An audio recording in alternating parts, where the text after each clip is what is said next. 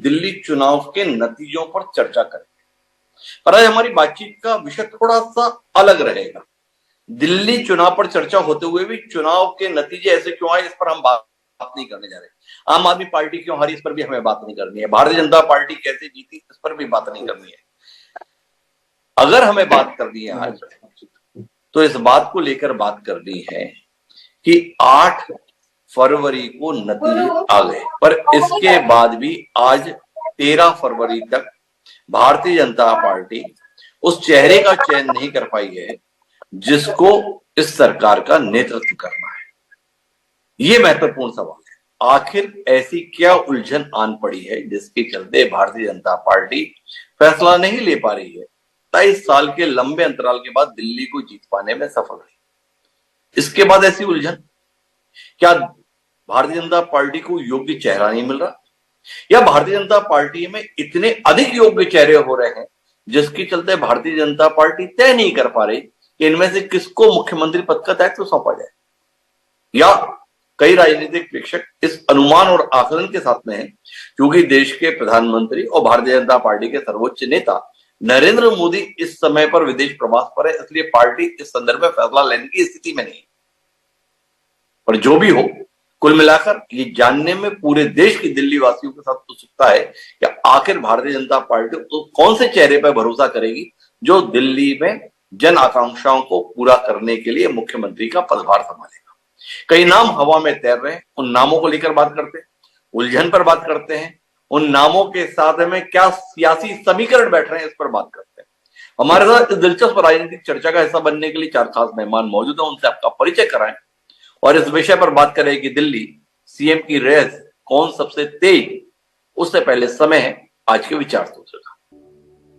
तो हमारा विचार सूत्र आज का ये कहता है कि सौभाग्य उन्हीं को प्राप्त होता है जो अपने कर्तव्य पथ पर अविचल रहते हैं। महान कथाकार उपन्यासकार मुंशी प्रेमचंद ने ये कमाल की बात कही। ये बात अपने आप में बड़ी महत्वपूर्ण है। कौन अपने कर्तव्य पथ पर अविचल रहता है, पर अगर इसके आधार पर आकलन करें तो भारतीय जनता पार्टी में इस दृष्टि से भी लंबी फहरिस्त है।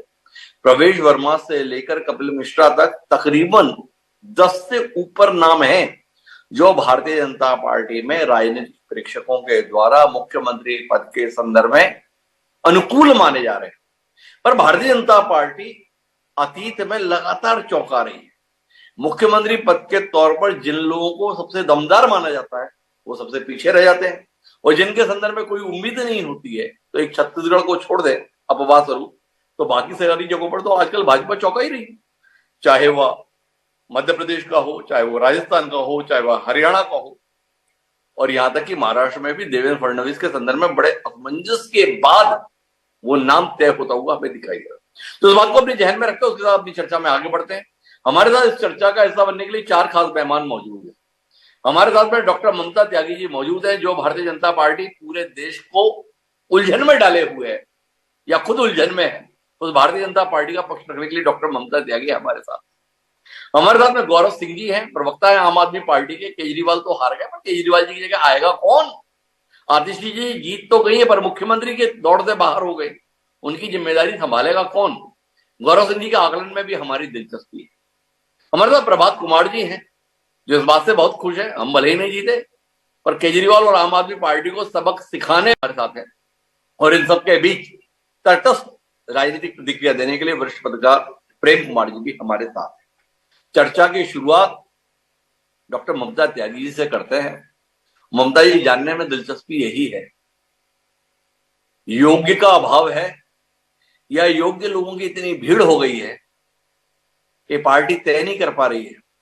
27 साल पार्टी ने इंतजार किया जिस क्षण का कि दिल्ली में हमारा मुख्यमंत्री हो।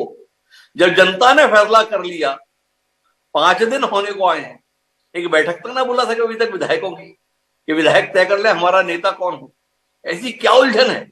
अप्रत्याशित परिणाम आया क्या? तैयार नहीं थे आप लोग कि हम दिल्ली जीत भी सकते हो, बताओ जीत गए, अब कैसे तय करें हम किसको मुख्यमंत्री बनाए? ऐसी कोई उलझन है क्या ममता जी? हमारे साथ या भारतीय जनता पार्टी के साथ कोई उलझन नहीं है।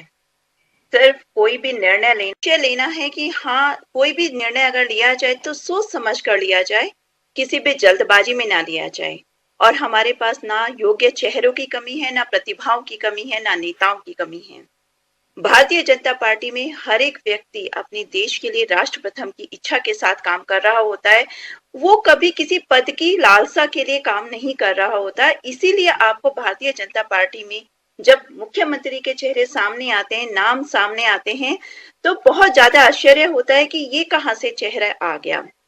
तो इसके बारे में विश्वास रखिए भारतीय जनता पार्टी के शीर्ष नेतृत्व पर, और दिल्ली की जनता ने अब भारतीय जनता पार्टी को जो भरोसा दिलाया है उसको पूरा करने के लिए एक दृढ़ चेहरा आपके सामने आएगा जो अगले 5 सालों में उनकी उम्मीदों पर खरा उतर सके। और उसका एक छोटा सा ट्रेलर एक कविता के माध्यम से मैं आपको देना चाहूंगी। वसुधा का नेता कौन हुआ, भूखंड विजेता कौन हुआ, अतुलित यश क्रेता कौन हुआ, नव धर्म प्रणेता कौन हुआ, जिसने न कभी आराम किया, विघ्नों में रहकर काम किया, कटगरिया जिसकी सेज सुधर, छाया देता केवल अंबर, विपदाएं दूध पिलाती हैं, लौरी आंधियां सुनाती हैं, जो लाक्षागृह में जलते हैं वो ही शूरमा निकलते हैं। तो आपके सामने भी दिल्ली के लाक्षागृह के बाद एक शूरमा ही आपके सामने आएगा जो दिल्ली को 5 साल में पूरी तरह काया पलट कर देगा। इंतजार कीजिए, विश्वास रखिए, भारतीय जनता पार्टी कभी भी जनता को निराश नहीं करती है और अब भी नहीं करेगी। ममता जी, कविता तो बहुत सुंदर थी, बहुत आकर्षक थी, लेकिन इसके बावजूद भी मेरा उत्तर दे पाने में नाकाम थी। शूरवीर आएगा, बचाएगा, भाई तो प्रवेश वर्मा ने केजरीवाल जी को निपटा दिया, बना रहे हैं क्या? कपिल मिश्रा आम आदमी पार्टी को छोड़कर आए थे, प्रचंड जीत के साथ आ गए, शपथ ले रहे हैं क्या? वो मनोज तिवारी भी बड़ी उम्मीद के साथ में है, उनके संदर्भ में क्या विचार कर रही पार्टी? हमें जानना यह है ममता जी, एक प्रचंड बहुमत के साथ जीतने के बाद भी भारतीय जनता पार्टी का राष्ट्रीय नेतृत्व 5 दिन हो गए, अभी तक जीते हुए विधायकों की बैठक नेता चयन के लिए नहीं बुला पाया। ऐसी क्या अड़चन आ रखी है, ऐसी क्या उलझन आ रखी है, ये जानने में हमारी दिलचस्पी। कुछ मदद कीजिए ना। कविता तो बहुत अच्छी है, कविता आप आगे भी सुना देंगे हमें, पर जो उत्तर हमें चाहिए वो उत्तर भी तो दीजिए। कहां फंस गया मामला? आप मेरी इस कविता के भाव से और जो मैंने अभी आपके सामने बातें रखी उससे मतलब निकालने की कोशिश करिए कि जो भी शीर्ष नेतृत्व जिस भी व्यक्ति को चुनेगा वो अपने आप में इतना महत्वपूर्ण होगा या इतना मेहनती होगा कि दिल्ली की जनता की अपेक्षाओं पे खरा उतर सके। रही बात इंडिविजुअल चेहरों की, हम उसके बारे में नहीं जानना चाहते। और भारतीय जनता पार्टी एक ऐसी पार्टी है जो संगठन के नाम पर लड़ती है। जानते हैं, जब अगर ऐसा दिमाग में कुछ भी होता तो भारतीय जनता पार्टी पहले से ही मुख्यमंत्री का चेहरा डिस्प्ले करती, पर उसने नहीं किया। आम आदमी पार्टी के लगातार एलिगेशन और प्रोवोकेशन के बावजूद आपने भी पूरे चुनाव प्रचार में बहुत बड़े बड़े कैंपेन हुए, दिल्ली का दूल्हा कौन है, ये सारी चीजें, जिसके बाद में हम जवाब देते थे कि दिल्ली के दूल्हे जिन्हें आप कह रहे हैं उनके और उनके साथियों की जमानत जब्त हो जाएगी और लोग मोदी परिवार को चुनेंगे। तो यहाँ पर एक परिवार चुना जाता है, एक संगठन चुना जाता है, और जब उस संगठन के सभी चुने हुए व्यक्ति साथ बैठते हैं, आराम से मंथन करते हैं, तब एक चेहरा सामने ले आया जाता है।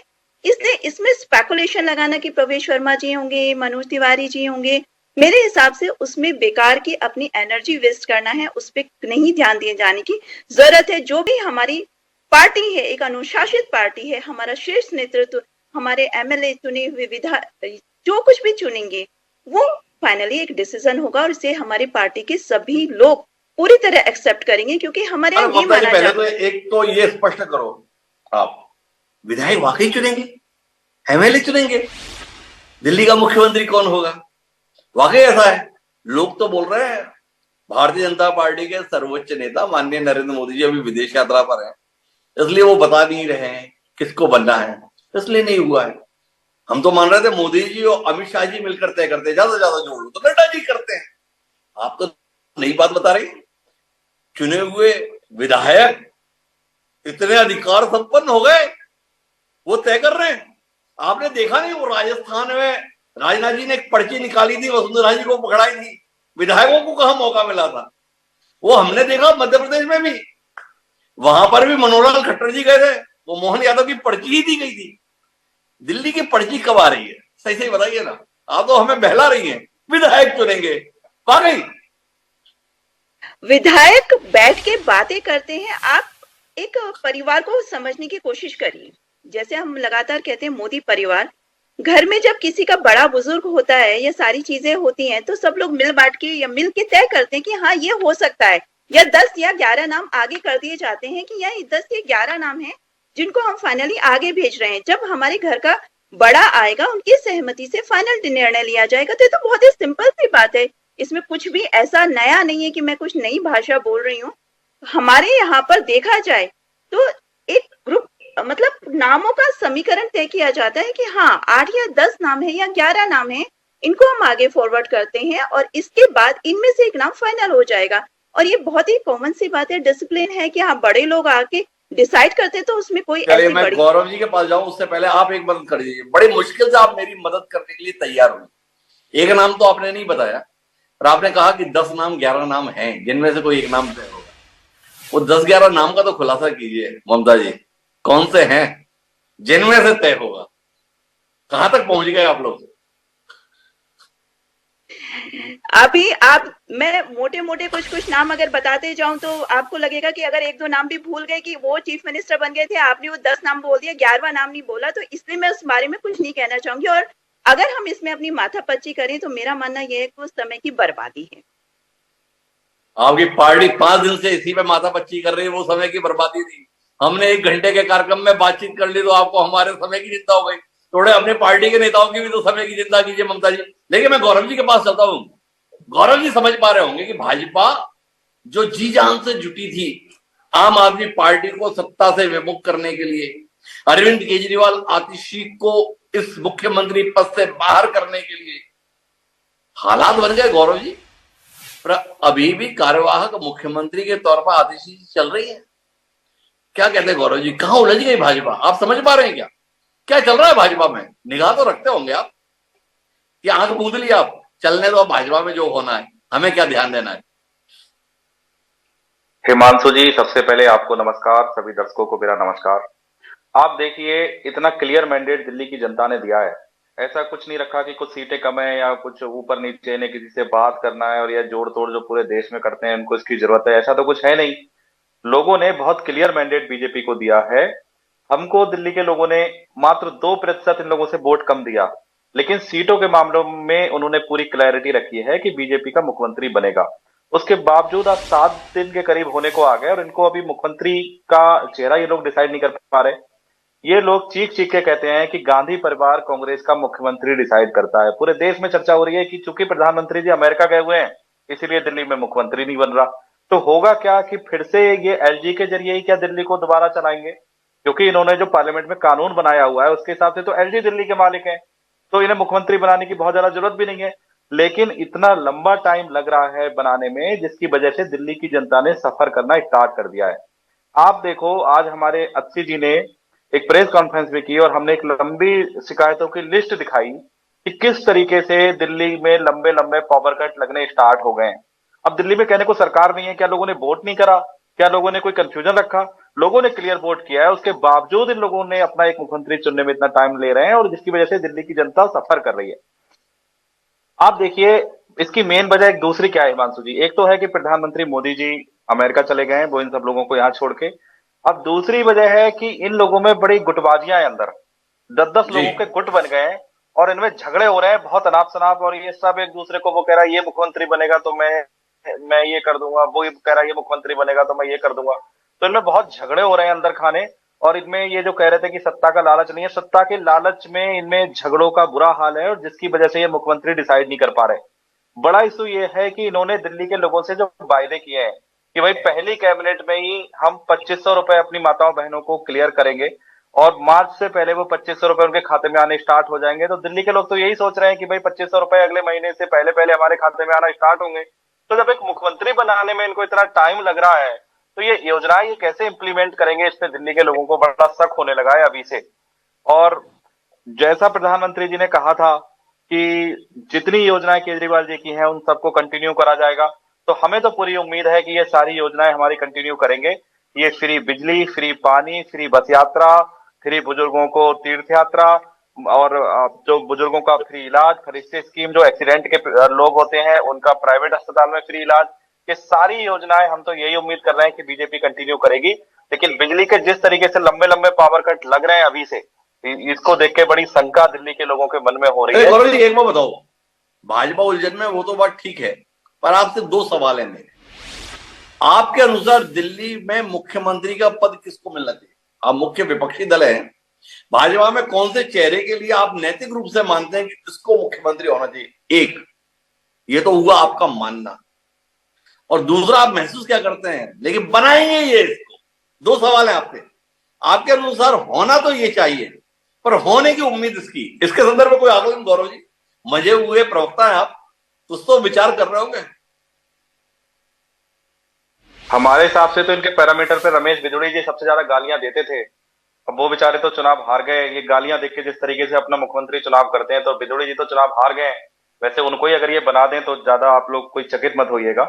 जिस तरीके की महिला विरोधी पार्टी ये बीजेपी है, और लोगों को गाली देने वालों को किस तरीके से ये हमेशा प्रमोट करते हैं, तो बिधूड़ी जी को भी बना दें तो कोई बहुत ज्यादा चौंकने वाली बात नहीं है। लेकिन इनका ये विधायक दल तय करेगा, और विधायक दल से क्या ज्यादा मोदी जी तय करेंगे। तो अमेरिका से आने के बाद वो देखते हैं किसको बनाते हैं। लेकिन जिसको भी बनाएंगे, ये पूरा कंट्रोल तो फिर से ये गुजरात के जरिए ही चलने वाला है। गुजरात से जो एलजी साहब बैठे हुए हैं यहाँ पे, तो इनने पार्लियामेंट के जरिए सारी शक्तियां तो उनको दे रखी हैं। अब आप सोचिए, हिमांशु जी आप ये सोचिए कि जैसे दिल्ली में मैं सोच रहा था कल की चीफ सेक्रेटरी का अपॉइंटमेंट होता है, तो अब ये अपॉइंटमेंट कौन करेगा? मुख्यमंत्री कहेगा कि चीफ सेक्रेटरी मैं बनाऊंगा, या एलजी साहब कहेंगे चीफ सेक्रेटरी मैं बनाऊंगा? भाई कानून ने तो पावर दे रखी है एलजी साहब को, और मुख्यमंत्री अपना चीफ सेक्रेटरी लगाना चाहेगा। और ऊपर से अब उसके पास ये एक कॉन्फिडेंस भी है कि मैं बीजेपी से चुन के आया हूं। केजरीवाल को तो चलो कुछ काम करने नहीं देते थे, मेरे को तो सारे काम करने देंगे। तो अभी तो इनके पहले दिन से ही झगड़े स्टार्ट होने हैं। लोग अपने चीफ सेक्रेटरी लगाएंगे, ट्रांसफर पोस्टिंग कंट्रोल लेके ट्रांसफर पोस्टिंग अपने हिसाब से करेंगे। मुख्यमंत्री और मंत्री चाहेंगे कि ट्रांसफर पोस्टिंग मैं करूं, क्योंकि अफसर मेरी सुनते नहीं है। तो बहुत ही क्योस दिल्ली के अंदर ये लोग फिर से मचाने वाले हैं। तो गौरव जी एक बात बताओ, आप रमेश बिधूड़ी को मुख्यमंत्री के तौर पर देखना चाहते हो, या उनकी योग्यता क्षमता के आधार पर आप उनको एलजी के तौर पर देखना चाहते हो? थोड़ा मैं असमंजस में पड़ गया। नहीं देखिए, हम तो किसी को भी ये मुख्यमंत्री बनाए, हम विपक्ष में बैठ के हमें दिल्ली की जनता ने विपक्ष में बिठाया है। हम हाथ जोड़ के पूरा निर्णय का सम्मान करते हैं। हम बस ये इंश्योर करेंगे कि सारे वायदे जो इन लोगों ने दिल्ली के लोगों से करे हैं, और उसको जिस तरीके से प्रोपेगेंडा करके इन्होंने पूरी दिल्ली में घर घर में फैलाया, जहां एक तरफ पुलिस हमारे लोगों को घर से निकलने भी नहीं देती थी, प्रचार करने जाते थे सारा मटेरियल छीन लेती थी, हमारे पर्चे छीन लेती थी, इन्होंने अपने झूठ के पर्चे गली गली पहुंचाए। और हमें उम्मीद है कि इनके सारे वायदे ये खरे उतरेंगे, और हम विपक्ष में बैठ के ये इंश्योर करेंगे, हम दिल्ली की जनता को बताएंगे, हम एक मजबूत विपक्ष, दिल्ली के लोगों ने इस बार विपक्ष भी बहुत मजबूत रखा है। आप सोचिए, हमको 43% वोट तो दिया ही, 22 सीटें भी दी हैं। तो हम वहां बैठ के पूरा इंश्योर करेंगे कि बीजेपी इस बार एक एक वायदा जो इन लोगों ने करा है दिल्ली के लोगों से, बहुत मजबूत विपक्ष है, ये गौरव जी का कहना है। गौरव जी की बातों में उलझन है। एक तरफ वो कह रहे हैं हमें पूरी उम्मीद है कि भाजपा अपने वायदे पूरी करेगी, दूसरी तरफ कह रहे हैं हम मजबूत विपक्ष की भूमिका निभाएंगे। अगर अपने भाजपा सारे वादे पूरे कर देगी, ठीक से वादे पूरी कर देगी, तो गौरव जी को क्या स्थायी रूप से विपक्ष में पार्टी को बिठाने का इरादा है? अपने विचार का विषय है। पर अभी मेरे साथ प्रभात जी हैं। प्रभात जी आप समझ पा रहे हैं क्या? माननीय भाजपा प्रवक्ता ममता त्यागी जी ने तो हमारी मदद इस रूप में की कि देखो हम लोग 10-11 नामों तक पहुंच गए, मेहनत चल रही है, एक नाम पर भी पहुंच जाएंगे, 10-11 तक तो पहुंच गए। गौरव जी का तो कहना यह है कि जो हार गया उसको मुख्यमंत्री होना चाहिए उनके अनुसार। पर आपका आकलन क्या है? भारतीय जनता पार्टी इतना लंबा समय उस जगह पर मुख्यमंत्री तय करने के संदर्भ में ले रही है जहां जीतना उसकी दिली हसरत थी, और जहां की जनता ने बड़ा लंबा इंतजार कराया। 1993 के बाद भारतीय जनता पार्टी 2025 में चुनाव जीती दिल्ली में। 32 साल लग गए दोबारा जीत पाने में भारतीय जनता पार्टी। तो 6 दिन हो गए, मुख्यमंत्री चुना जाना तो दूर की बात, अभी तक भारतीय जनता पार्टी का राष्ट्रीय नेतृत्व ये ऐलान तक नहीं किया कि बैठक किस दिन करेंगे जिस दिन मुख्यमंत्री के नाम का ऐलान करें। क्या कहते हैं प्रभात जी?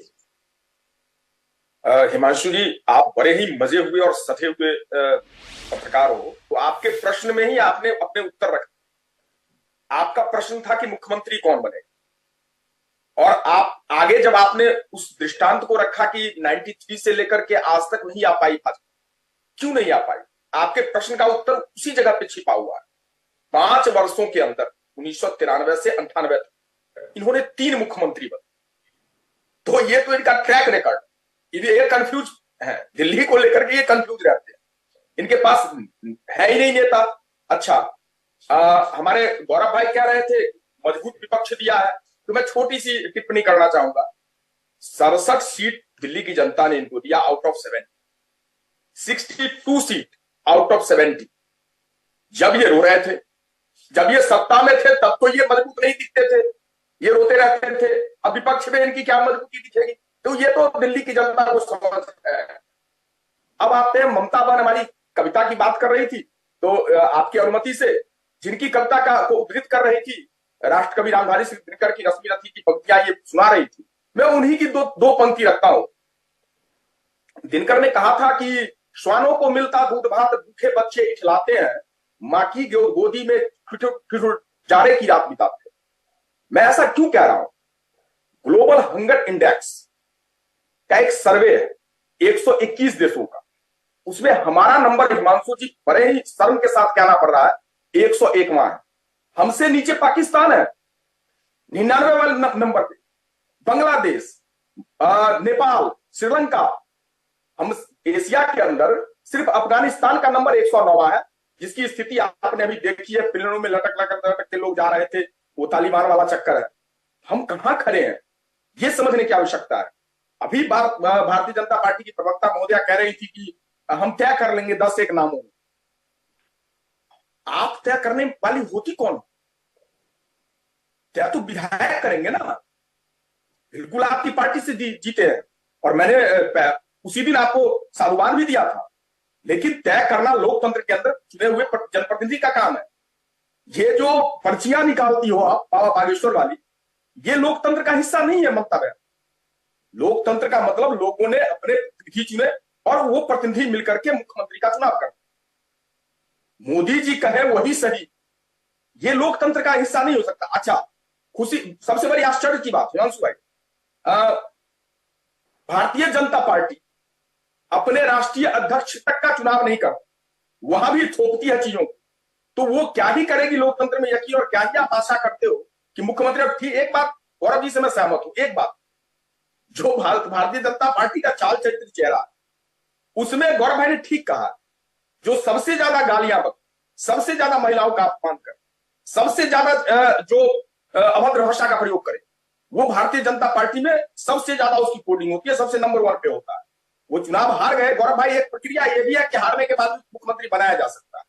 तो हो सकता है कि बिल्कुल रमेश बिधूरी जी मुख्यमंत्री का चेहरा भारतीय जनता पार्टी कह रहा हूं। पर प्रभा जी, आपने इस बात पर बड़ा सवाल उठाया कि आप होती कौन है ममता जी, ये तो विधायकों को चुनना चाहिए, ये मोदी जी करें, ये कौन सा लोकतंत्र है? भाजपा का राष्ट्रीय नेतृत्व करे, ये कौन सा लोकतंत्र है? पर जब मध्य प्रदेश, छत्तीसगढ़ और राजस्थान में चुनाव जीती थी कांग्रेस पार्टी, तो राहुल गांधी फोटो ट्वीट करके बताते थे मुख्यमंत्री कौन हो रहा है। याद है ना आपको? वो लोकतंत्र की जड़ों में कौन सा पानी डाल रहा था, ये जानने में हमारी दिलचस्पी है।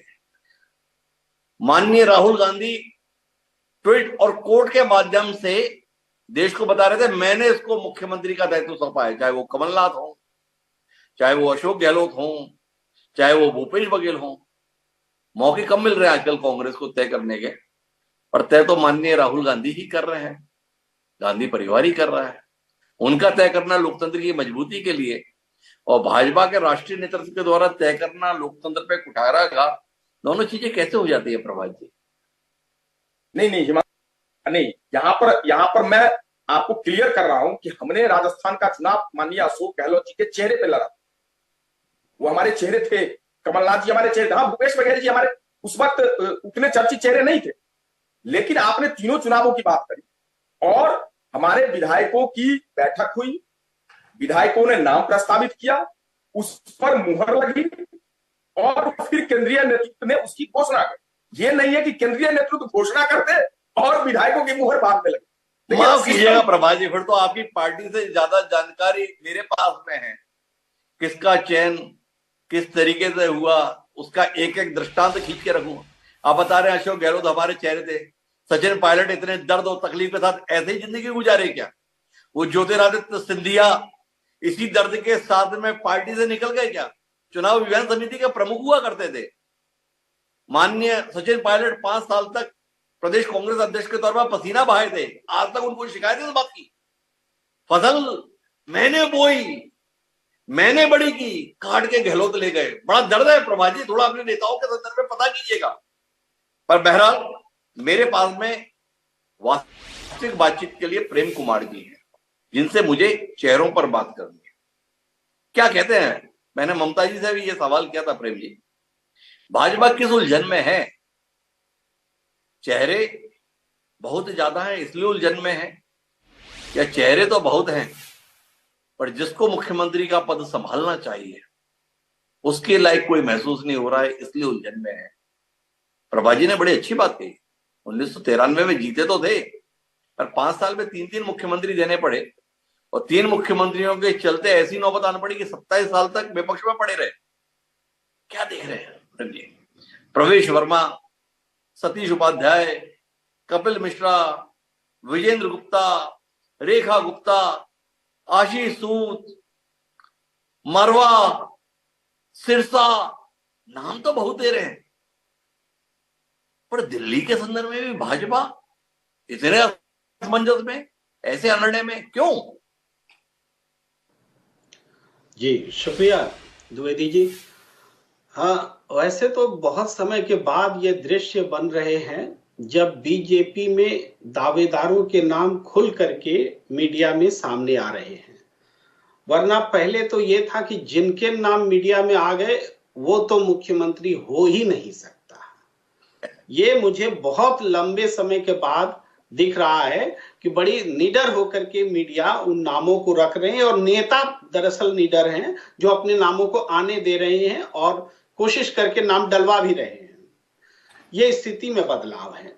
दूसरी बात यह है कि चेहरों की कमी इस रूप में नहीं है कि चेहरे हैं, दरअसल किन चेहरों को चूज करना है ये लीडरशिप को देखना है कि हम किसको चूज करें। उनके पास क्या उनको चूज करें जिन्होंने अरविंद केजरीवाल जी को हराया, जायंट किलर? क्या उनको चूज करें जो महिलाओं में से हैं और जिन्होंने सौरभ भारद्वाज को हराया?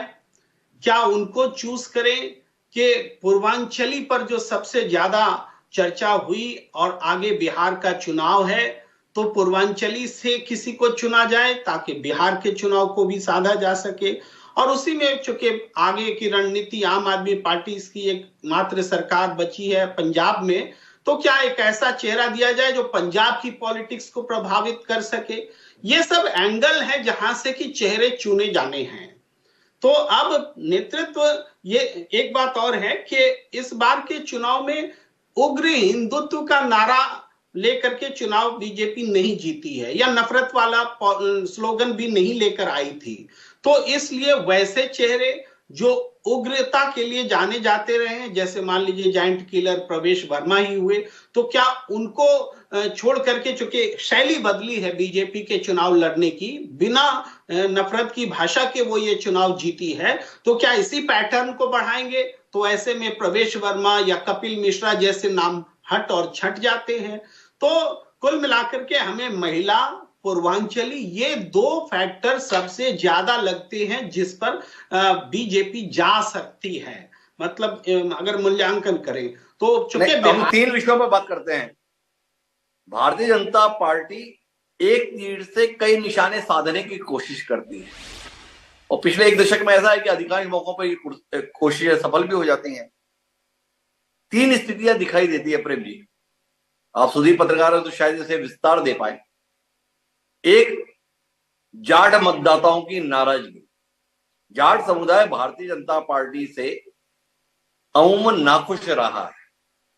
हरियाणा को जाट समुदाय ये मानकर चलता था कि ये हमारे लिए ही है, पर भारतीय जनता पार्टी ने उस धारणा को ध्वस्त कर दिया और लगातार 3 बार चुनाव जीत कर भी दिखा दिया। पर वहां पर जाट मतदाताओं की नाराजगी, उनका गुस्सा साफ तौर पर ध्वनित होता है, और जाट मतदाता राजस्थान और पश्चिम उत्तर प्रदेश में भी प्रभावी भूमिका में है।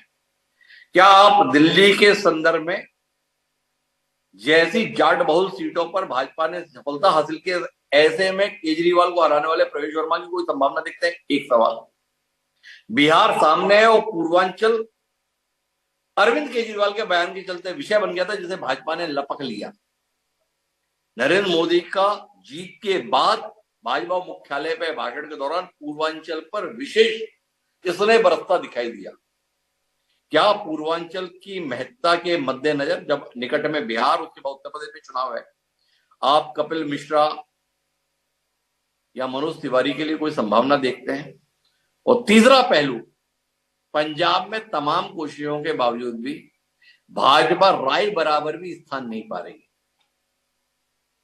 क्या दिल्ली, जहां पंजाबी मतदाताओं की बड़ी संख्या है, सिख बहुल क्षेत्र भी है, क्या किसी सिख समुदाय के व्यक्ति को जिम्मेदारी देकर पंजाब में जमीन फैलाने की कोशिश कर सकती है? इन तीन विषयों पर थोड़ा आपसे विस्तार से चर्चा की अपेक्षा है। जी हाँ, देखिए द्विवेदी सर, है क्या कि पंजाब में बीजेपी बहुत सांगठनिक रूप से मजबूत नहीं है, और बीते दिनों किसान आंदोलन के दौरान और बाद में भी जिस तरीके से सिखों के प्रति बीजेपी का रुख रहा है या सिखों की नाराजगी बीजेपी के लिए रही है, उसको पाटने के लिए ये कदम नाकाफी होगा, मुझे लगता है। दूसरी बात है कि इसी से जुड़ा हुआ जाट का भी सवाल है।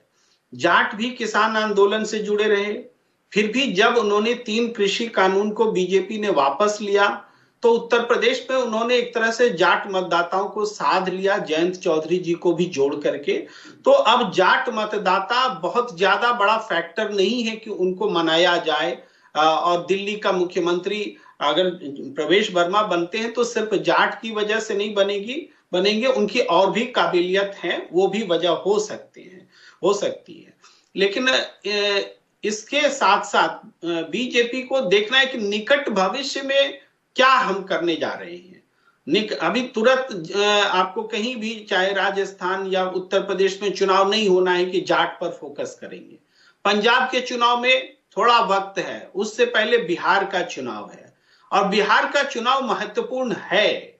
इसलिए हो सकता है कि इतने सारे नामों में जिनके नाम की बहुत कम चर्चा हो रही हो, वो पूर्वांचली होने के नाते सतह पर उनका नाम आ जाए। इसकी संभावना राजनीति की वजह से मुझे ज्यादा लगती है कि कोई पूर्वांचली मुख्यमंत्री हो सकता है। जी प्रेम कुमार जी, दिल्ली के मुख्यमंत्री फैसले के संदर्भ में बिहार चुनाव की संभावनाओं को महत्वपूर्ण आंक रहे, क्या कहते हैं डॉक्टर ममता त्यागी जी? हमारा पूरा पैनल इस विषय पर एक राय है कि भारतीय जनता पार्टी को दिल्ली के मतदाताओं के मनोभाव और जरूरतों के आधार पर फैसला नहीं लेना है। दिल्ली के दम पर अब कौन सा अन्य राज्य कब्जे में आए, इसके आधार पर फैसला लेना है, इसलिए देर लग रही है। ऐसा दिल्ली के साथ क्यों कर रहे हैं? जब दिल्ली इलेक्शन के चुनाव आए थे तभी ये चीज बहुत ही क्लियर कर दी गई थी कि मुख्यमंत्री के चेहरे को अगले 9 से 10 दिन में, ये टाइम फ्रेम तभी डिक्लेयर कर दिया गया था।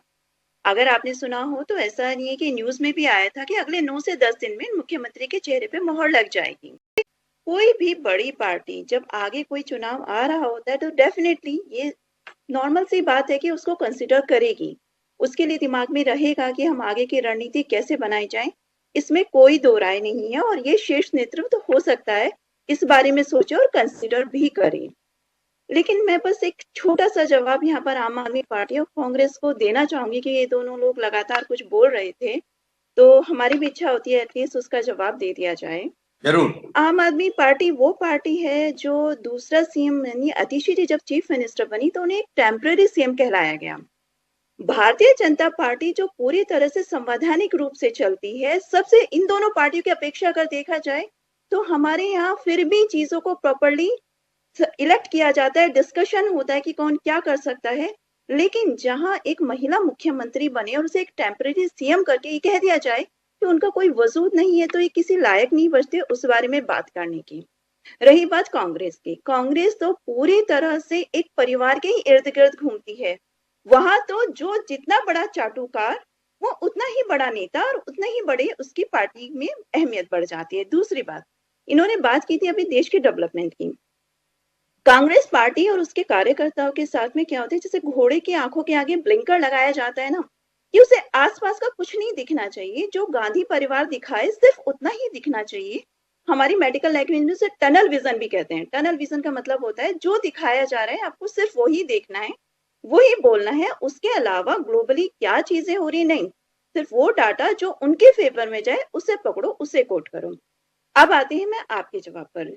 देखिए, कोई भी बड़ी पार्टी और मोदी जी और अमित शाह जी और हमारे शीर्ष नेतृत्व, इसमें कोई दो राय नहीं कि जनता उन्हें पसंद भी करती है और उनकी चाणक्य नीति को भी पसंद करती है। अगर मैं एक शब्द बोलूं, भारतीय जनता पार्टी पुरानी वो पार्टी नहीं है जो चीजों को कंसीडर नहीं करती है। वो राजनीतिक रूप से हर चीज को विश्लेषण करती है कि आगे क्या चुनाव आना है, उसे कैसे टैकल करना है, कौन सा चेहरा दृढ़ चेहरा हो सकता है, कौन सा चेहरा टफ डिसीजन ले सकता है, और दिल्ली को इस समय किस चेहरे की जरूरत होगी, वो शीर्ष नेतृत्व जो डिसाइड करेगा वो अपने आप में बिल्कुल सही निर्णय होगा। और उसमें मुझे कहीं भी किसी भी बारे में, इसीलिए जैसे आप बार बार पूछ रहे थे, मैं किसी एक नाम को नहीं बोलना चाह रही थी, और वो होना भी नहीं चाहिए, क्योंकि हम लोग बहुत ही अनुशासित पार्टी से आते हैं जहां पर ये कहा जाता है कि कार्यकर्ता चाहे छोटा हो या बड़ा हो, कोई भी कार्यकर्ता जब कार्य कर रहा होता है या जीतता है तो वो इच्छा शक्ति के साथ भी रहता है कि हो सकता है भविष्य में 10 साल बाद वो भी चीफ मिनिस्टर बन सकता है।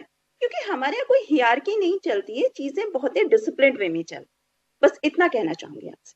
पर ममता जी, मैं आपके दर्द से बड़ा द्रवित हो गया, भावुक हो गया, जो आतिशी जी के संदर्भ में आपने व्यक्त किया। आपने बताया कि बताइए कितनी खराब बात है, आतिशी जी की मुख्यमंत्री पद के तौर पर शपथ हुई और उसके बाद कह दिया ये टेम्परेरी मुख्यमंत्री हैं। पर एक आपकी पार्टी के नेता है, अभी केंद्र में मंत्री भी हैं, नाम उनका शिवराज सिंह चौहान है। 16 साल मध्य प्रदेश में मुख्यमंत्री के पद पर रहे। चुनाव के दौरान पूछ लिया गया क्या चुनाव के बाद शिवराज सिंह मुख्यमंत्री रहेंगे? सम्मान्य अमित शाह जी ने कहा जब परिणाम आएगा तब देखा जाएगा। 16 साल मुख्यमंत्री रहे शख्स की मौजूदगी में आपकी पार्टी ने उस व्यक्ति के मुख्यमंत्री पद से विदा होने के संकेत दे दिए, स्पष्ट तौर पर खारिज कर दिया शिवराज सिंह चौहान के नेतृत्व को। तब आपको वो दर्द, वो दुख, वो तकलीफ नहीं रही। आतिशी जी के लिए आपका कलेजा फट गया। दूसरे दल के नेता के सम्मान के प्रति इतनी संवेदनशीलता और अपनी पार्टी के शीर्ष नेताओं में शुमार शिवराज सिंह की इस अवहेलना या अपमान पर आपकी चुप्पी, कुछ कहेंगे? आपको इसका भी जवाब देती हूँ। शिवराज सिंह चौहान अभी केंद्रीय मंत्री हैं और शिवराज सिंह चौहान को कोई डिमीन नहीं किया। आप एक बात समझिएगा, थोड़ा सा एक अंतर समझिएगा चीजों का। आप एक मुख्यमंत्री हैं, मुख्यमंत्री के पद पर बैठे हैं।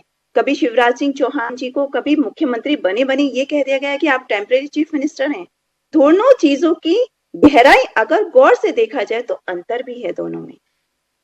आप 16 साल मुख्यमंत्री रहा हुआ शख्स के संदर्भ में साफ तौर पर उसकी मौजूदगी में बता दिया गया अब ये शख्स मुख्यमंत्री नहीं रह पाएगा। ममता जी, कभी शिवराज जी मिले तो पूछिएगा उस दर्द को, उस तकलीफ को। लेकिन बहरहाल हम इस पर आते हैं, कब तक मंथन से उभरकर निर्णय पर पहुंचेगी भाजपा? किस उलझन में है? जो विधायक जीते उनमें से कोई लायक नहीं, किसी सांसद को मुख्यमंत्री पद पर लाने की तैयारी, या किसी प्रचारक को मुख्यमंत्री के पद पर बिठाने की तैयारी? मतलब ये बताइए तो सही, आखिर उलझन क्या जा रही है? इस बात में बहुत दम दिखाई नहीं देती। मोदी जी अभी अमेरिका में, मोदी जी फैसले लेने के संदर्भ में दूरियों का कारण नहीं रखते, फैसला लेते हैं तो आजकल तो सैटेलाइट है, सेकंडों में बात होती है। कहां उलझ गई है भाजपा? उलझ नहीं रही है, इसे चिंतन कहा जाएगा। कोई भी निर्णय अगर लेना है तो तसल्ली से लीजिए, जल्दबाजी में ना लीजिए। कोई भी निर्णय लेने से पहले ऐसा ना हो कि हमें बाद में सोचना पड़े कि निर्णय ऐसा क्यों था। और जब, अभी भी मैंने आपसे पहले भी बोला था, जब चुनाव नतीजे आए थे उसके बाद ही फौरन ये डिक्लेयर हो गया था कि मुख्यमंत्री का चेहरा 9 से 10 दिन में सामने आएगा। उसमें कोई नई बात नहीं थी। वो टाइम फ्रेम पहले ही डिसाइड हो अरे गया ममता था। जी मुझे बताइए तो सही, ये 9 से 10 दिन लग क्यों रहे हैं? किसकी आईबी रिपोर्ट बनवाई जा रही है? ऐसी कौन सी एजेंसियों को लगा दिया गया है जिनकी रिपोर्ट आने में 8-10 दिन लग रहे हैं? मतलब आपके ही नेता, आपके ही विधायक, आपकी ही संख्या, फिर भी ममता जी बोल रही है 8 से 10 दिन लगेंगे। थोड़ा हम लोगों को भी पता चले ये भाजपा को 8-10 दिन दिल्ली के संदर्भ में क्यों लग रहे हैं? कितना घबरा गया ममता जी की दलील और आकलन से। भाजपा इस तरीके से मंथन कर रही है जैसे समुद्र में सीप और सीप से मोती निकलने की प्रक्रिया होती है ना। ऐसे भारतीय जनता पार्टी जनादेश के बाद मुख्यमंत्री का चेहरा लाने वाली है। आपके लिए राह कितनी मुश्किल होने जा रही है, कितना सोचा विचारा जा रहा है किसको उस कुर्सी पर बिठाया जाए जिस पर अरविंद केजरीवाल और आतिशी बैठा करते हैं। क्या कहते हैं गौरव जी? नहीं, इसमें घबराने की तो क्या ही बात है। अब देखिए, चौथी बार हम लोग चुनाव में गए थे दिल्ली में, और उसके बाद भी 43% वोट आया। बीजेपी से मात्र 2% वोट हमारा कम है, क्योंकि कुछ भी नहीं होता। 43% लोग आज भी दिल्ली में चाहते हैं कि केजरीवाल जी दिल्ली के मुख्यमंत्री बने। तो हम, अब सीटें कम आ गई हैं तो हम अपोजिशन में बैठेंगे, लेकिन अपोजिशन की जो भूमिका है वो भी हम निभाएंगे। लेकिन लोग ये उम्मीद करते हैं, दिल्ली के लोग भी ये उम्मीद कर रहे हैं, देश के लोग भी ये उम्मीद कर रहे हैं कि जल्दी से मुख्यमंत्री का चेहरा फाइनल हो और उसके बाद दिल्ली में एक सरकार का फॉर्मेशन हो। ये लंबे लंबे पावर कट दिल्ली में लगने स्टार्ट हो गए हैं। आज तो एक जगह पे झुग्गियां तोड़ दी। तो जो हमने कहा था, हमारे शक सारे सही साबित हो रहे हैं कि इन्होंने बीजेपी आएगी सारी झुग्गियां तोड़ेगी। तो आज इन्होंने झुग्गियों की तोड़ने की भी स्टार्ट कर दी। एक जगह से इन्होंने झुग्गियां तोड़ दी एक जगह पे। तो ये सब ठीक नहीं है। और यही जनता जो इनको पहुंचा सकती है, वही जनता इनको वापस जमीन पे भी ला सकती है। ये 7 सीटें जो ये बार बार जीत के आते हैं लोकसभा के अंदर, उसमें भी इन्होंने कुछ खास काम तो किया नहीं है। लॉ एंड ऑर्डर जो सेंटर के पास है दिल्ली में, आप देखो कि दिल्ली में कितना बुरा हालात है लॉ एंड ऑर्डर का, कितने क्राइम रेट बढ़ गया है। औरतें, ये खुद महिलाओं की बात कर रही थी, डॉक्टर ममता त्यागी जी खुद महिला है, रात को चलने में ये कितना सुरक्षित महसूस करती हैं दिल्ली की सड़कों पे, ये खुद बता सकती हैं। इसमें कोई बाहर जाने की जरूरत नहीं है। तो लॉ एंड ऑर्डर पे जो 7 इनके एमपी जीत के आते थे, उस पे तो बीजेपी पूरी तरीके से फेल थी। लेकिन अब जो स्टेट में इनकी गवर्नमेंट आ गई है, वहां पे इन लोगों को, दिल्ली के लोगों ने इन्हें बहुत बहुत जी भर के इनको प्यार लुटाया है। इनको 7 एमपी दिए। अब दिल्ली में इनकी मानते हैं कि आपके कारण से ही भाजपा इतनी उलझन में है। भाजपा की सारी उलझन की वजह यह है कि उसके लोग ज्यादा जीत कर आ गए, इसलिए भाजपा नतीजे पर नहीं पहुंच पा रही। किसको बनाएं? आप अपने आप को कितना दोषी मान रहे हैं भाजपा के इस परेशानी के लिए? नहीं, इसमें देखो 2 चीजें हैं। एक तो काम करने का दबाव तो है, इनके पास कोई विजन दिल्ली को लेके है नहीं। और इन्हें तो कहने में 1 सेकंड लगता है कि वो जुमला था। इन्हें जैसे 15 लाख को बोल दिया था कि वो तो जुमला था, ये तो कल को खड़े होकर पीसी कर देंगे और बोल देंगे सारी चीजें जुमला थी। तो हमारी पार्टी इंश्योर करेगी कि ये किसी चीज को जुमला ना बोले, वो सारी चीज इंप्लीमेंट करें। और ये बात सही है कि भाजपा को अब विधायक दल की जल्दी से जल्दी मीटिंग बुला के मुख्यमंत्री का चेहरा क्लियर कर देना चाहिए, जिससे कि दिल्ली में लंबे लंबे पावर कट जो लग रहे हैं, और लोग अभी से इतना परेशान है। फरवरी का महीना चल रहा है, आप सोचो कि मई जून में जब 8,500 मेगावाट क्रॉस करता है डिमांड, तब इनका क्या हालात होगा। तो अपनी ये जो आपसी लड़ाई है और प्रधानमंत्री का अमेरिका दौरा है, ये सबको छोड़ के इन्हें दिल्ली के लोगों को जल्दी से जल्दी मुख्यमंत्री देना चाहिए। दिल्ली के सारे लोग इसका इंतजार कर रहे हैं, पूरा देश भी इंतजार कर रहा है। दिल्ली देश की राजधानी है, तो पूरे देश के लोग इंतजार कर रहे हैं कि दिल्ली में जल्दी से जल्दी एक मुख्यमंत्री बनेगा। जी। तो कुल मिला के गौरव जी का मानना यह है कि अपनी उलझनों से भाजपा को निकलना चाहिए और फैसला लेना चाहिए। प्रभात जी बीच में कोई हस्तक्षेप करने जा रहे थे, पहले तो उनका हस्तक्षेप सुनते हैं और फिर प्रभात जी से ये समझने की कोशिश करते हैं कि आखिर क्या उन्हें लगता है कि ये उलझन इसलिए कि भारतीय जनता पार्टी चुने हुए विधायकों से चेहरा देने के स्थान पर कोई अन्य चेहरे को लाने की कोशिश में है, इसलिए इतना समय ले रही है। हिमांशु जी, सर आवाज आ रही है? बिल्कुल, बहुत अच्छे से। चलिए सर, प्रथम मैं थोड़ा सा ममता जी की जो बातें थी उसका जवाब दे दूं, उसके बाद फिर आपके प्रश्न पे आ जाता हूं, अगर आप क्या उन्होंने एक प्रश्न खड़ा किया गांधी परिवार को लेकर। तो मैं इनको इतना ज्ञान तो दे दूं कि 1989 से लेकर आज 2025 में हम बैठे हैं। गांधी, ममता जी सुनिएगा, गांधी परिवार का कोई भी व्यक्ति, प्रधानमंत्री तो छोड़ दो आप, कैबिनेट का हिस्सा नहीं रहा।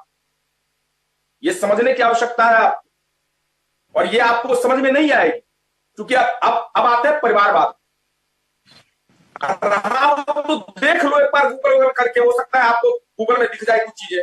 अब आराम से जवाब दे देना, कोई दिक्कत नहीं है। 3 टर्म हमारी सरकार रही, नरसिम्हा राव जी प्रधानमंत्री रहे, मनमोहन सिंह जी 2 बार प्रधानमंत्री रहे, और आज हमारा जो राष्ट्रीय अध्यक्ष, कांग्रेस पार्टी के जो राष्ट्रीय अध्यक्ष है, वो कौन है? ममता जी।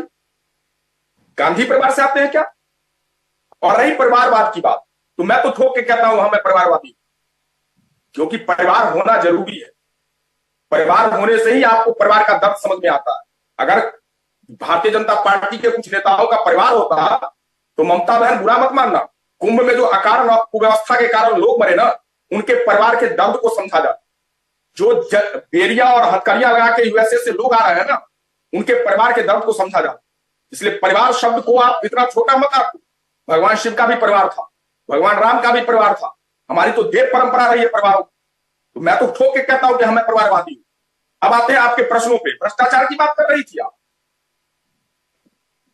उस पार्टी का, हिमांशु सर, उस पार्टी की प्रवक्ता भ्रष्टाचार पर ज्ञान दे रही है, जिनके राष्ट्रीय अध्यक्ष बंगारू लक्ष्मण जी रक्षा सौदों में ऑन कैमरा 1 लाख रुपए की रिश्वत लेते हुए पकड़े गए, जेल गए। ये हमें ज्ञान दे रहे हैं। अभी मोदी जी जहां जाते हैं, मेघालय गए, इन्होंने कहा मेघालय में इससे करप्ट सरकार देश में नहीं है, कोनराड संगमा के बारे में, और फिर उन्हीं के साथ सरकार बना ली। महाराष्ट्र के अंदर अजीत पवार जी 70,000 करोड़ चक्की पिसिंग एंड पिसिंग, उन्हीं के साथ सरकार बना ली। तो ये हमें भ्रष्टाचार और उस पर परिवारवाद पे ज्ञान दे रहे हैं। अब बताइए ना कि प्रेम कुमार धूमल जी के सुपुत्र श्री अनुराग ठाकुर जी, कैबिनेट मिनिस्टर, उनके बड़े भाई बीसीसीआई के कोषाध्यक्ष, ये हमें परिवार की बात कर रहे हैं। अभी दिल्ली की ले लो आप, माननीय विजेंद्र गुप्ता जी और उनकी अर्धांगनी, उनकी धर्मपत्नी रेखा गुप्ता जी, ये परिवार की बात हमें सिखा रहे हैं अभी बैठ के। अब आते हैं दिल्ली के मुद्दों पर। आप तो ये बताओ कि जो चुनाव के दरमियान आपने दिल्ली के लोगों से वादा किया, वैसे आपके वादे जुमले ही होते हैं, 2 करोड़ रोजगार मिला नहीं प्रत्येक वर्ष, 22 तक आप कहते थे कि बुलेट ट्रेन लेके आएंगे। ट्रेनों की हालत ऐसी है कि एक न्यूज में देख रहा था, और आप सारे प्रबुद्ध लोग बैठे हैं, 25-25, 30-30 घंटे लेट जा रही है ट्रेन। ये हालत हो रखी है। बुलेट ट्रेन तो छोड़ दो आप, सपना ही है वो। ये कहते थे कि सर पे छत देंगे सारे देशवासियों के। दिल्ली में ही कितने के छत उजाड़ दिए इन्होंने। अभी भोपाल में 181, बस थोड़ा विषय पे आ जाते हैं। आप नाराजगी में ममता जी पे काफी बोल लिए, लेकिन मेरा समय हो रहा है समाप्त और चुनाव हो चुका है खत्म मतदाताओं के स्तर पर। अब चुनाव होना है मुख्यमंत्री का। एक आध टिप्पणी मेरे मूल सवाल पर भी तो कर दीजिए प्रभा जी, बिना नाराज हुए ममता जी पर। मेरा सवाल था, भाजपा को उलझन किस बात में जा रही है? जिनको जनता ने विधायक चुना है, उनमें भाजपा को कोई इस लायक नहीं लग रहा है कि उसे मुख्यमंत्री बनाया जा सकता है, इसलिए समय लग रहा है। इसके संदर्भ में आपकी कोई टिप्पणी, इसके संदर्भ में आपका कोई अनुमान, इसके संदर्भ में आप अपने अनुभव के आधार पर कुछ कहना चाहते हैं, कुछ इस पर भी तो कह लीजिए। कब तक ममता त्यागी जी पे नाराज रहे? जी मेरे से पूछ रहे हैं आप? जी आप ही से पूछ रहा हूं, कब तक नाराज रहेंगे ममता जी पर? हाँ, नहीं, दिल्ली की जो बात है, मैंने पहले ही बोला आपसे कि दिल्ली के अंदर भारतीय जनता पार्टी आधी सरकार को चला ही रही थी। मतलब मैं अगर सही अर्थों में देखूं, दिल्ली का लॉ एंड ऑर्डर किसके अंदर है? क्राइम कैपिटल कही जाने लगी दिल्ली, रेप कैपिटल कही जाने लगी दिल्ली। और मुख्यमंत्री कोई भी बने, एक बात तो तय है हिमांशु जी, आपको मैं मतलब वादे के साथ कहता हूं, एक अकेला मुख्यमंत्री 5 साल नहीं रहेगा। भारतीय जनता पार्टी का ट्रैक रिकॉर्ड है, जो भी बनेगा वो दुधारी तलवार पे खड़ा होगा और ये 6-6 महीने बांटेंगे। तो कुल मिलाकर प्रभा जी ने एक अलग दिशा दे दी। प्रभा जी ने कहा कहां मशक्कत कर रहे हो, कौन मुख्यमंत्री बनेगा, चिंता तो इस बात की करो कितने दिन तक रहेगा, महीने या साल। प्रेम कुमार जी क्या कहते हैं आप प्रभा जी के इस आकलन पर, इस दृष्टिकोण पर? इत्तेफाक रखते हैं प्रभा जी के इस आकलन से? देखिए प्रभात जी विरोधी दल के हैं तो वो ऐसी बातें कर सकते हैं। अगर मुख्यमंत्री बदलने की भी स्थिति होगी बीजेपी की तो उनको अधिकार है, उनके विधायक दल की नेता की मुहर रहेगी तभी वो बदल पाएंगे। तो मुझे ये बहुत बड़ा सवाल नहीं लगता है। और अब की परिस्थिति में अब तो आप देखिए, जो चुनाव के बाद बीजेपी मुख्यमंत्री तय कर रही है, वो ये एहसास नहीं होने देती कि कोई नेता ये कहे कि मैंने चुनाव जिता दिया इसलिए मैं मुख्यमंत्री बन रहा हूं। इस बात को धराशायी कर दिया। आपने शिवराज सिंह जी का भी चुनाव देखा, उनको लोग कहने लगे उनकी वजह से जीते लाडली योजना से, तो उनको हटा ही दिया, किसी और को लाया। आप देखिए, एक लाडकी योजना का दम भर रहे थे एकनाथ शिंदे जी, तो उनको डिप्टी सीएम बना दिया, उनको भी नहीं सीएम बनने दिया, चाहे गठबंधन में ही क्यों ना हो। तो उसी तरीके से दिल्ली में भी अगर कोई दावा करे कि मैंने चुनाव जिता दिया, तो उसके मुख्यमंत्री बनने के कोई चांस नहीं रहेंगे। मुख्यमंत्री हाँ, नायब सिंह सैनी जैसे खुशनसीब भी होते हैं, लेकिन उन्होंने कभी दावा नहीं किया कि मैं भी मुख्यमंत्री बनने वाला है। उनको अनुकंपा से एक एक्सटेंशन मिल गया। तो दिल्ली में भी जो सबसे कम शोर कर रहा होगा, जो दावा नहीं ठोक रहा होगा, जिनके आने से ये संदेश न जाए कि इनकी कोई भूमिका थी दिल्ली चुनाव जिताने की, वैसे ही चेहरे को, और मैंने जो समीकरण की बात की उस हिसाब से ये तय होगा। और दिन का जहां तक सवाल है, तो देखिए हरियाणा में 9 दिन लगे थे और आपको महाराष्ट्र में 16 दिन लगे थे। तो अभी तो दिल्ली में दिन बाकी हैं, थोड़े बाकी हैं अभी टाइम जी। तो कुल मिला के प्रेम कुमार जी का ये कहना है कि दिनों को लेकर बेचैन मत होइए। बड़ा लंबा समय लगा हरियाणा में तयशुदा मुख्यमंत्री की शपथ कराने के संदर्भ में और महाराष्ट्र में मुख्यमंत्री तय करने के संदर्भ में। तो दिल्ली में अभी उतनी अवधि नहीं हुई है जिस पर बेचैन हुआ जाए। लेकिन जिस राज्य में भारतीय जनता पार्टी 32 साल बाद चुनाव जीती हो, 27 साल बाद सत्ता में आई हो, वहां पर विरोधी दल को भले ही कार्यवाहक सरकार के रूप में बने रहने दे रही है, तो इस पर अचरज तो होता है।